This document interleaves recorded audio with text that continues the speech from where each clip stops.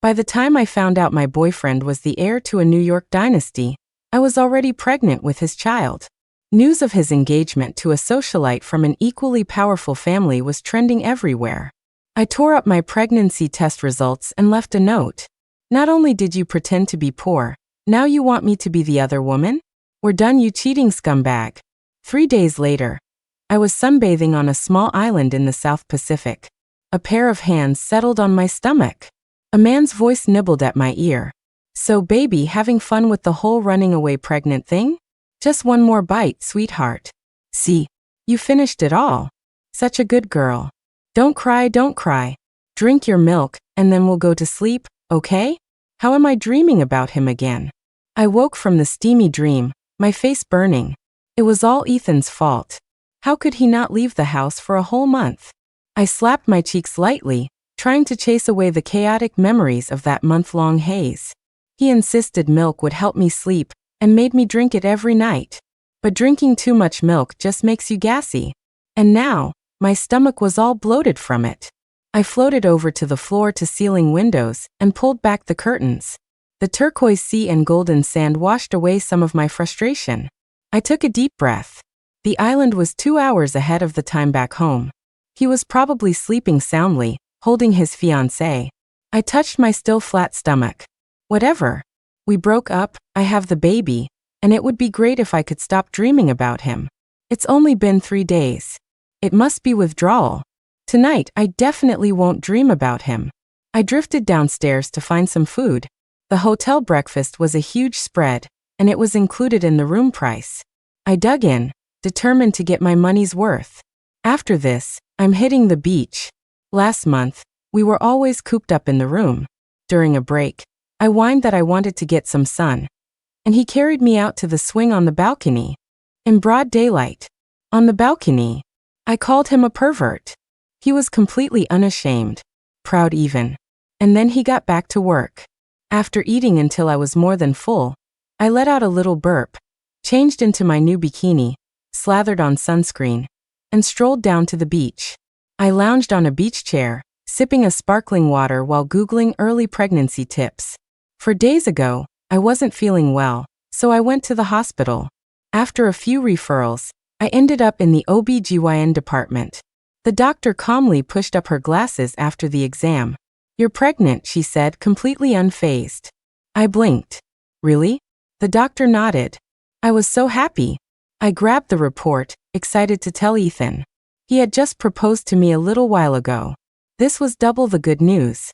But as soon as I unlocked my phone, I saw a gossip alert. A match made in heaven. Power couple from 2 elite dynasties to tie the knot. My inner gossip couldn't resist. I had to get the scoop on some rich people drama. But when I clicked the link, I saw my fiancé's face staring back at me. And the name listed was, unmistakably, Ethan. I refused to believe it and refreshed the page several times. My phone seemed to be mocking me, stubbornly displaying his name. The other person in the photo was a stunningly beautiful girl. She had her arm linked through his, smiling radiantly. Heir to a top-tier dynasty. A New York City prince. The article piled on the accolades. I stared at that all-too-familiar face, feeling more and more lost. He told me he was just starting his own company. The fancy cars and the penthouse, he said, were all rented to keep up appearances. And I actually believed him. But I gave him the benefit of the doubt. Maybe there were 2 guys in the world who looked exactly alike. That night when he came home, I secretly grilled him based on what I'd read on Wikipedia. The conclusion? He really was the Ethan from the news. My world came crashing down. That night, I angrily kicked him out of the bedroom and made him sleep in the guest room. And he had the nerve to act all hurt. I'd planned to give him the cold shoulder for a couple of days to process things before we talked. But the next morning, I woke up late. As I was brushing my teeth, I glanced out the balcony window and saw a guest downstairs. I looked closer and realized it was the girl from the gossip column. They were standing so close, and when they turned a corner, I could have sworn they kissed. Just then, my phone buzzed with a follow-up to yesterday's news. NYC prince announces wedding date. And the bride is. The more I read, the angrier I got. I furiously ripped the pregnancy test report to shreds. After unilaterally breaking up with him, I blocked him on everything and booked a flight out of the country that night. I needed to get away. I had to get this scumbag out of my head for good. As if my phone knew what I was thinking, the flood of news stories from the past few days had completely vanished from my feed. I fought the urge to search his name and went back to reading about pregnancy. It was still too early for any movement in my belly. I patted my stomach. It was a little puffy. Yeah, probably not the baby. Just the massive breakfast I ate. I whispered to my belly, "Don't worry, little one. I'll take good care of you. Even though I broke up with your dad, you're still the baby I've always wanted." I drifted off for a short nap. When I opened my eyes, the few tourists who had been scattered around were completely gone. I checked my phone. Only half an hour had passed. That's weird. Where did everyone go? I got up, wanting to ask someone. But after looking around, I couldn't find a single soul. There hadn't been any kind of emergency alert. The deserted beach was eerily quiet, with only the sound of the waves. I went back to my spot to get my bag. It's too creepy out here with no one around. I should just go back to the hotel. When I got back to my lounge chair, I couldn't remember where I'd put my bag. I knelt on the chair, looking everywhere for it. Suddenly, a pair of arms wrapped around my waist from behind.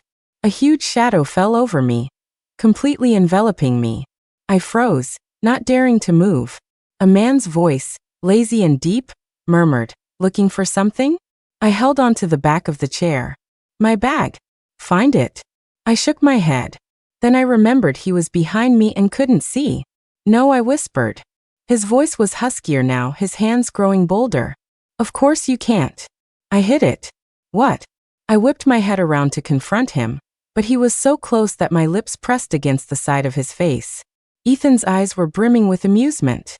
"You miss me that much, huh? So eager to see me?" "No. I didn't miss you at all. I really hadn't. It's just that I kept dreaming about him. But I can't control my dreams. I absolutely did not miss him." I pushed against him. "We're on a public beach." Ethan turned me around to face him. His words were muffled. "I had them clear everyone out while you were asleep. There's security. No one can get near this area." I tilted my head back with a whimper. Damn him. In broad daylight. He did this on purpose. Then he bit my earlobe. He knows I can't stand that, and he did it anyway. He's so awful. Tears welled up in my eyes. It hurt. He wiped a tear from the corner of my eye. "Hurts, does it?" "Of course it hurts. You bit me. He really is a monster. I hate you.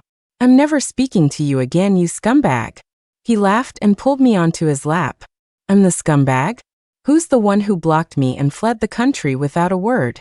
So baby, having fun with the whole running away pregnant thing?" I shot back defensively. "It wasn't without a word. I broke up with you. Now give me back my clothes." I reached for my cover up on the small table, but he easily pulled me back. The smile in his eyes faded a little. "I didn't agree to it. I don't need your permission to break up with you. All that matters is that I agreed." He set me down on his knee and took off his watch with one hand. The expensive timepiece was placed neatly to the side. My heart skipped a beat. Every time he took off his watch, it was two. Ethan chuckled softly. "Who taught you that you could break up with me unilaterally?" I knew it. Smack. I didn't have time to escape before his hand landed. I felt my butt jiggle from the impact. He was hitting harder than usual, as if to punish me for leaving without a word.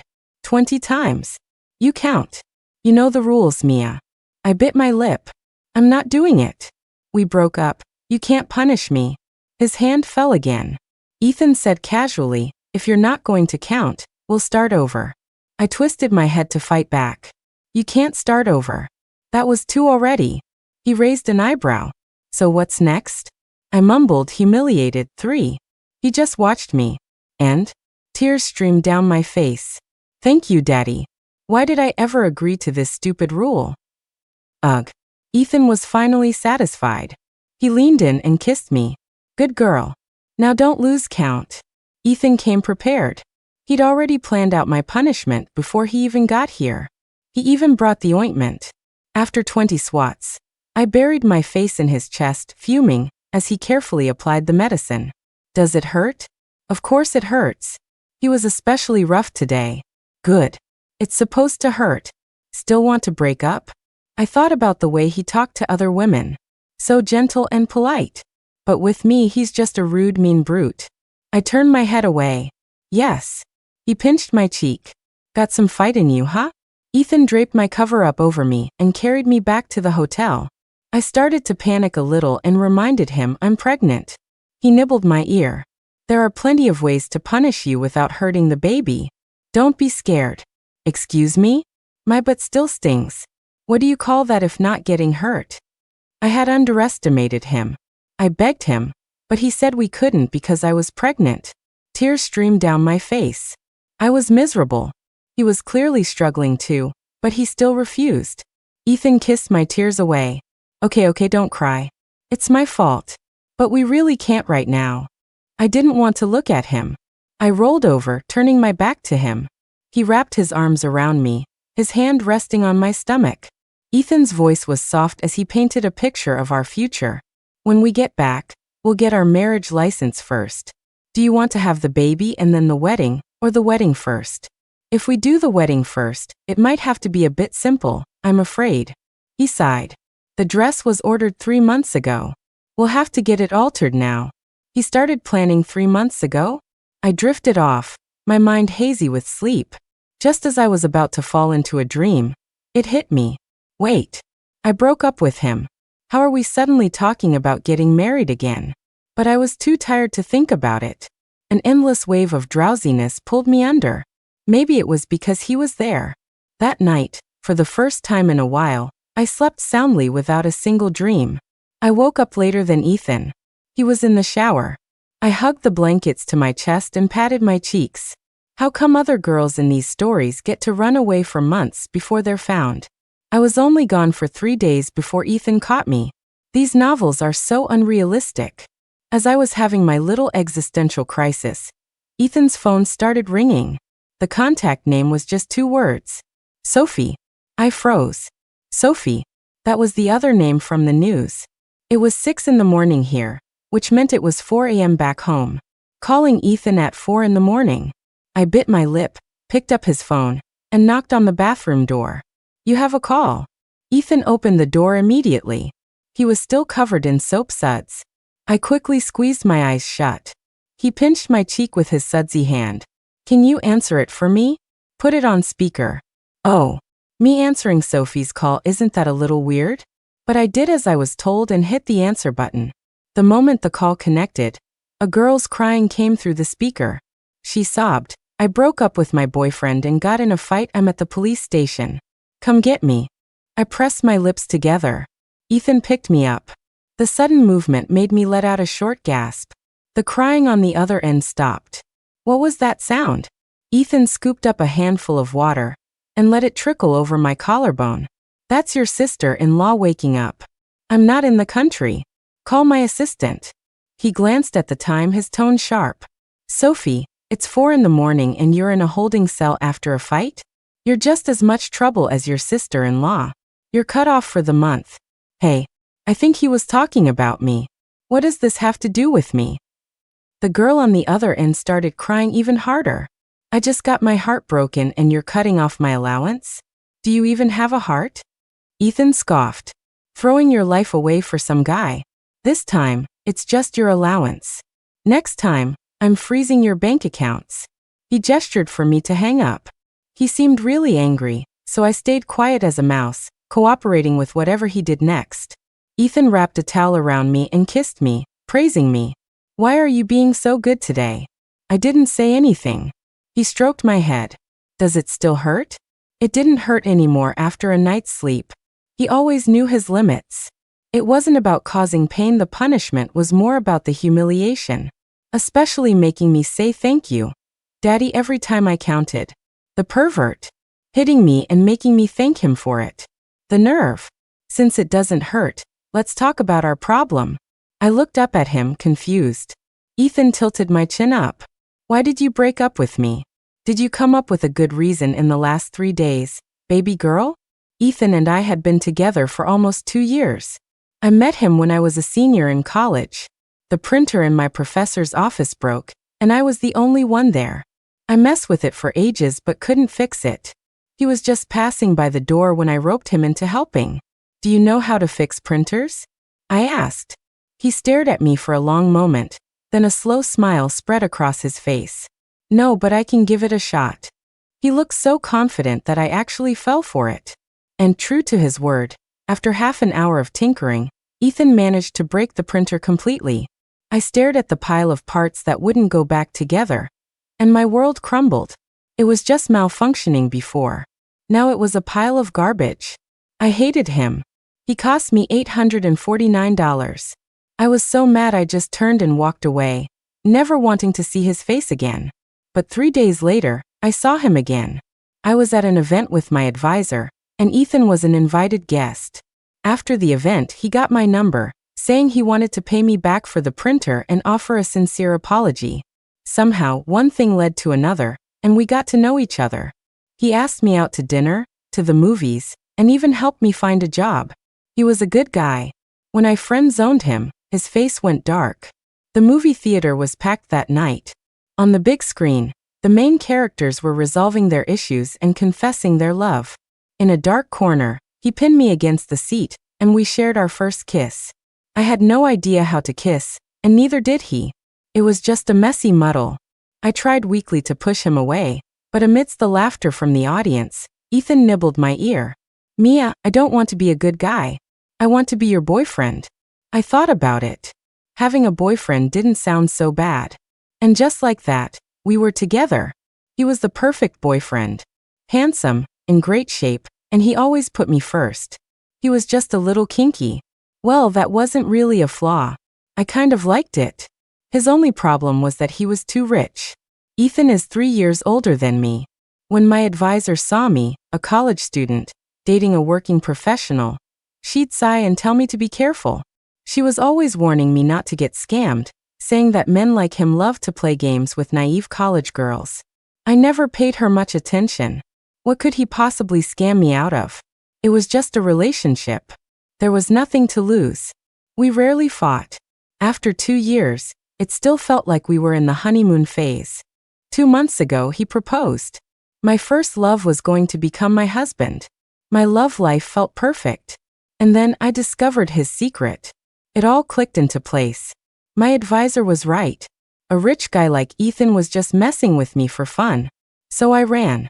And got caught after 3 days. Damn it. Ethan gritted his teeth. You'd rather believe your advisor than believe me? That's not it. I puffed out my cheeks. Who's Sophie? You two were trending all over social media. Ethan poked my cheek, and the air went out with a puff. I got even angrier. I'm asking you a question, and you're poking my face. He didn't just poke it, he started kneading it like dough. That story was taken down within half an hour. You believe everything you see online? Sophie is my cousin. She was studying abroad, so you never met her. She just got back last week, and my aunt asked me to keep an eye on her. At this, Ethan ruffled my hair. That morning, I asked if you wanted to come with me to the airport to pick her up. You said you were tired and wanted to sleep, so you told me to go by myself. Don't you remember? Did that happen? I racked my brain, and finally, a memory surfaced from last Sunday. He tried to wake me up at 8 in the morning. We had gone to bed at 2 or 3 the night before. Waking me up at 8 was just cruel. I'd thrown a fit, rolled myself up in the blankets, and buried my head. I had absolutely no memory of what he said to me. As for me seeing him and Sophie kissing on the balcony, Ethan just laughed and said he was going to buy me a new pair of glasses when we got back. It's rude to watch people kiss. I just glanced at them. What's wrong with that? Ethan just sighed and dialed a number. Sophie sounded thrilled when she answered the phone. She went on the offensive immediately. My dearest brother, did you have a change of heart? Are you going to give your favorite little sister her allowance back? I knew you were the best, most wonderful person in the world. I swear I'll never get into another fight again. So slick. Doesn't sound like a mistress. Definitely sounds like a little sister. Make your sister-in-law happy, and I won't dock your allowance. He handed the phone to me, switching from a voice call to a video call. Sophie and I stared at each other. She looked completely bewildered. Why do I have to make your wife happy? But she quickly got over her confusion. Sister-in-law. My dearest sister-in-law, please don't be mad at my brother anymore. I'll give you half of my allowance. We can team up and take all his money, she said excitedly. Oh, Ethan was standing right behind me. How could she say that right in front of him? Ethan was deeply hurt by my explanation. He thought I didn't trust him at all. I felt incredibly guilty and tried to explain. I just needed to get away and clear my head. I was planning to come back and talk to you. Ethan accepted my reason. But accepting it was one thing. Once he saw I wasn't angry anymore, he started to get angry. It manifested in him not smiling at me at all. His work back home wasn't urgent, so he switched to remote and stayed to spend the next few days on vacation with me. During the day, he'd apply my sunscreen with a stony expression. At night, he'd hold me in a cold, rigid embrace. He wouldn't even give me a simple kiss. I propped my head on my hand, watching him. He had his laptop on his knees. He speared a piece of fruit and held it out to me. Open up. I whined, I don't want mango. I want a strawberry. He obediently switched the fruit, and I bit into it. When he pulled his hand back, he saw I wasn't moving and tilted his head. What's wrong? I looked at him, still holding the strawberry between my lips, and pushed his laptop aside, taking its place on his lap. A dark flame flickered in Ethan's eyes. I said sweetly, "Thank you, Daddy." My room was on a high floor, and the huge window offered a stunning view of the island. Behind me was the vast blue sea, and sky in front of me was him. He pinned me against the sofa, his voice raspy. "Mia, do you have any idea what you're doing?" I blinked. Of course. I sat up straight and whispered, "I'm seducing you, Daddy." I don't usually call him that. Only at certain times. "You haven't kissed me in days," I said, pouting. Before he could answer, I added, "If you won't kiss me, then I'll kiss you." He remained still, impassive. I cupped his face and leaned in. Ethan held me steady. I looked up into his eyes. The sweet taste of strawberry passed between our lips. I wrapped my arms around his neck. "I love you so much, Daddy." The corners of his lips twitched upwards. "Love me so much you had to break up with me? Oh crap. Why bring that up now?"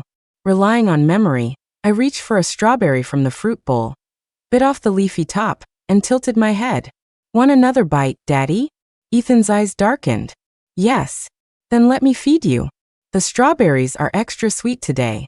Ethan's fingertips toyed with the last strawberry in the bowl, his thoughts a mystery. I shifted, finding the most comfortable position to nestle against him. In a quiet moment he asked, "When are you thinking of heading back?" I'd been here for a week. The island wasn't that big. A week was more than enough time to see everything. According to my original plan, I was supposed to head somewhere else to keep traveling. But, do you have to go back for work? I could go back with him. I could always travel another time. His hand came to rest on my stomach. "We're getting our marriage license. The report you tore up said 6 weeks. It's been a week and a half, so you're due for a progesterone test." I was confused. "What's that?" Ethan sighed. "I knew you wouldn't be prepared. We'll go to the hospital for a checkup this weekend." I thought for a moment. Okay. Since he had it all planned, and it wouldn't be much fun traveling alone, I didn't mind. I touched my stomach. There was no movement beneath my palm. It was too early to see anything. "It doesn't feel like there's a baby in there at all," I complained. It was hard to believe I was actually pregnant. Ethan rested his chin on my head. He didn't answer, and I yawned. It was only 9 p.m., but I was so sleepy. He carried me to the bedroom, and I clung to him like a pillow. Suddenly he said, "Mia, I'm sorry." I looked up, half asleep. "Sorry for what? You're not actually in love with your cousin, are you?" He let out a helpless laugh. "What are you thinking? What have you been watching lately?" I mumbled. "You're the one who makes me call you Daddy. You seem to enjoy it a lot." I was too tired, and he didn't say anything for a long time. I fell asleep before I could figure out what he was apologizing for. I pushed the thought out of my mind. Since we'd decided to go back, we booked tickets for the day after tomorrow. Our last day on the island. We were lucky it happened to be a festival day for several of the nearby islands.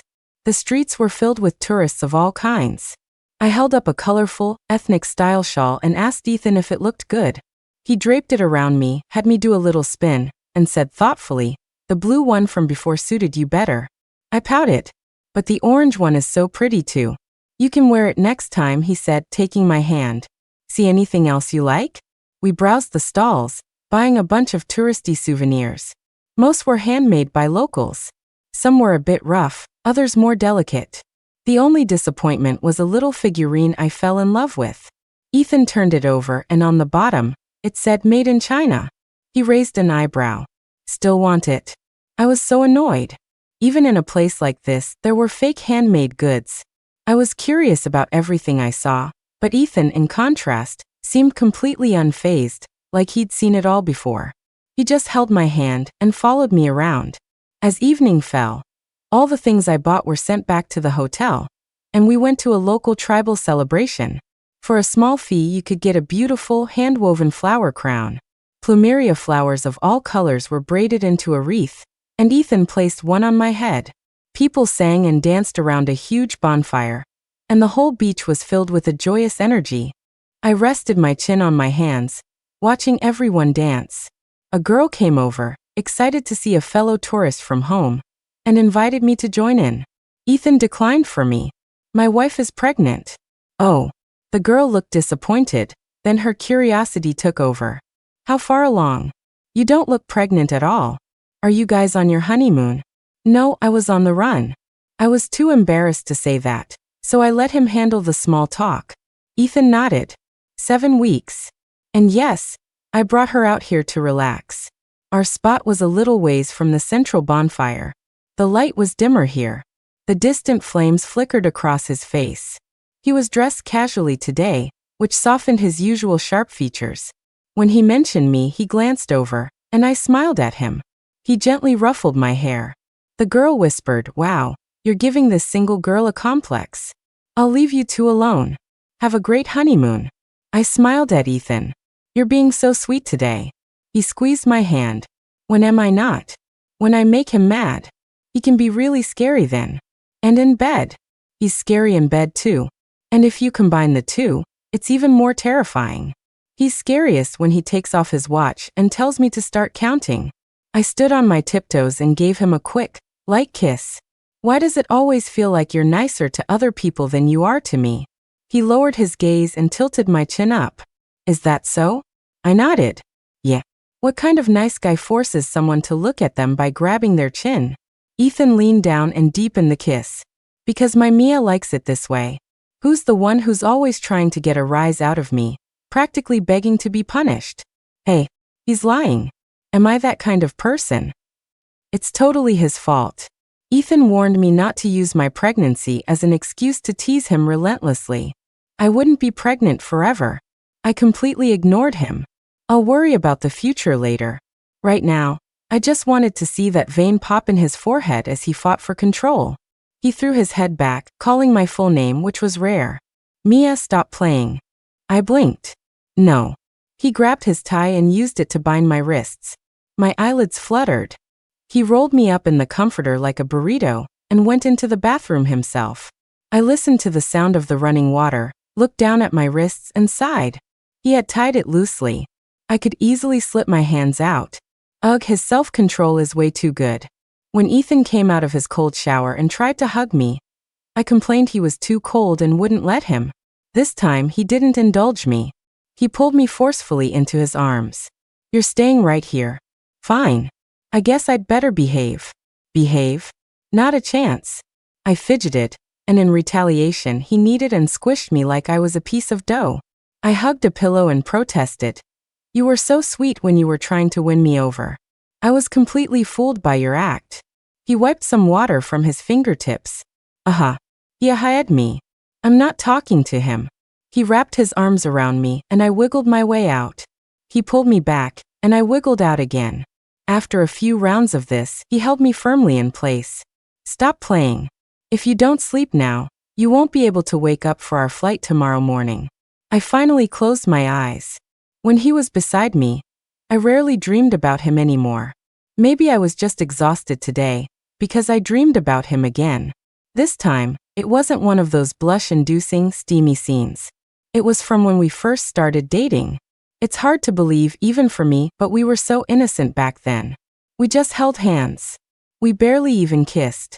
At the end of every date, he would walk me back to my dorm. One time, I missed curfew and couldn't get back in.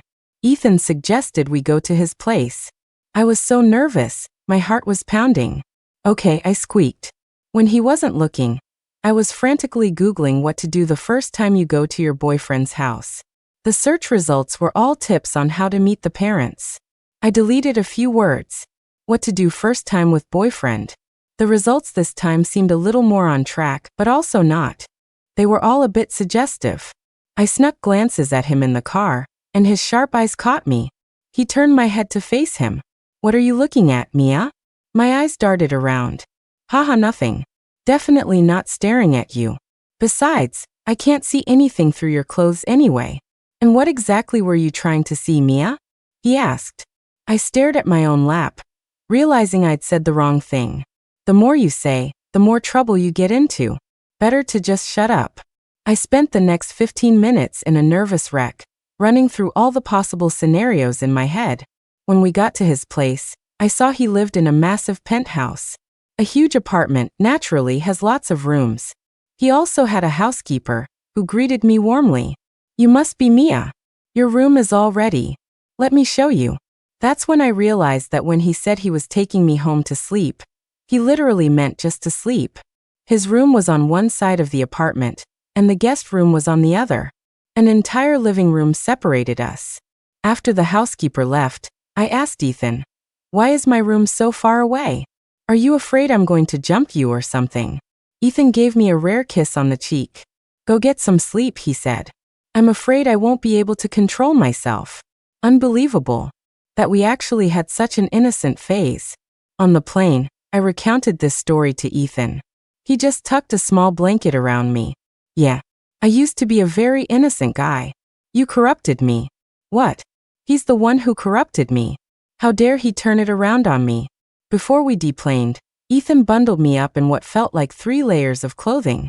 If he hadn't reminded me, I would have completely forgotten I was coming back from the southern hemisphere. It was summer on the island, but back in New York it was snowing. I pulled on a fluffy hat, wrapped up like a ball. The cold wind hit me and I shivered. He took my hand, warming it with his own. Thankfully, the airport was heated, and I finally started to thaw. There were a lot of people waiting for arrivals. I glanced around without paying much attention, but then I heard a somewhat familiar female voice yell, "Big bro, sister-in-law, look over here. Your favorite little sister is right here." She shouted with the force of a hurricane. Even in the noisy airport, she stood out. Everyone's head turned to look at her, mine included. I looked towards the source of the voice. When I saw who it was, I tried to hide behind Ethan. I was so embarrassed. Sophie, being the kind of person who could get into a fight and end up at a police station in the middle of the night, felt no shame whatsoever. Ethan, who was standing in front of me, obviously saw her too. He silently pulled my hat down a little further over my face and pretended he didn't see his dear sister. Sophie looked heartbroken. I was very pleased. Once we got through the crowd, she ran up to us. "Why were you two ignoring me? I came all the way out here in this freezing weather to pick you up, and you treat me like this."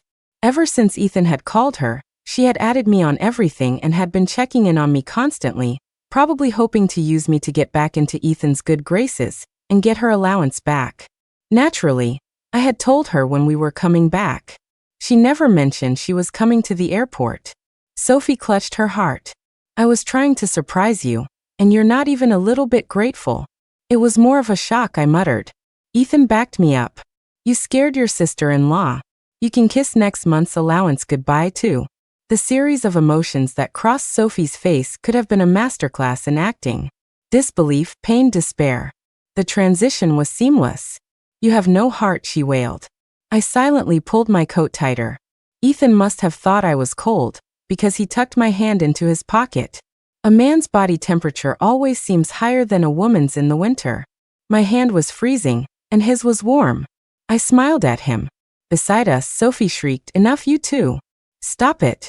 Not only do you not welcome me, you're rubbing your relationship in my face. Don't you know I just got dumped? You sickening lovebirds." I whispered to Ethan right in front of her, Your cousin is really loud. Sophie looked like she was about to protest.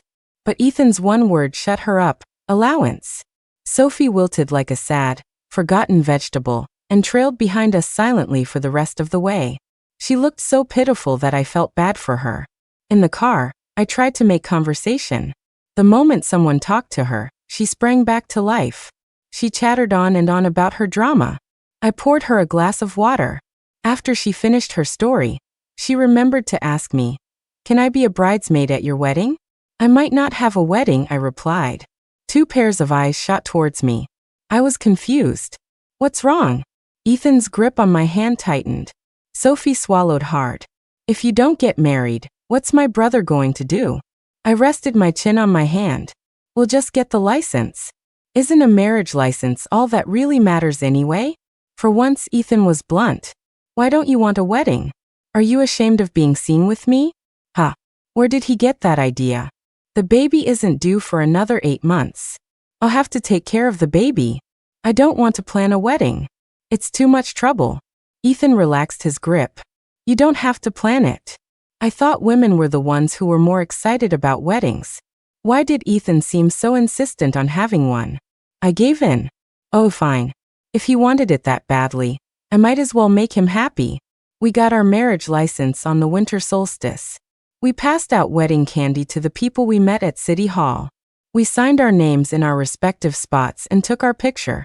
With the marriage certificate in hand, I tossed it in my purse and asked Ethan, "What are we having for dinner tonight?" He was carefully examining his copy of the certificate, treating it like a precious treasure before putting it away. He took my hand. "Let's go. We're getting that Italian food you wanted the other day."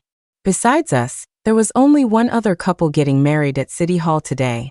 The strange thing was, they looked like they barely knew each other. They also weren't passing out candy like we were. When I gave some candy to the woman, I couldn't help but ask, "Is that your husband?" She stared blankly for a second before realizing who I was talking about. "Yes."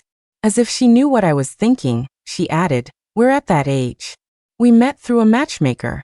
You and your husband met for love, right?" I nodded, not saying anything more. After a bit of small talk, Ethan came back from the other side of the room. I said goodbye to her and ran to him. I wrapped my arms around his waist and nuzzled him. "There are so many people in the divorce line." He stroked my hair. "That has nothing to do with us." I brought up the woman I had just met, unable to stop myself from sighing. Why do people who don't love each other get married? Everyone makes their own choices, Ethan said. I thought about it and nodded. He was right. If you want to get married, you get married. If you don't, you don't. Worrying about other people is pointless. I stood on my tiptoes and kissed him. "I'm glad I love you."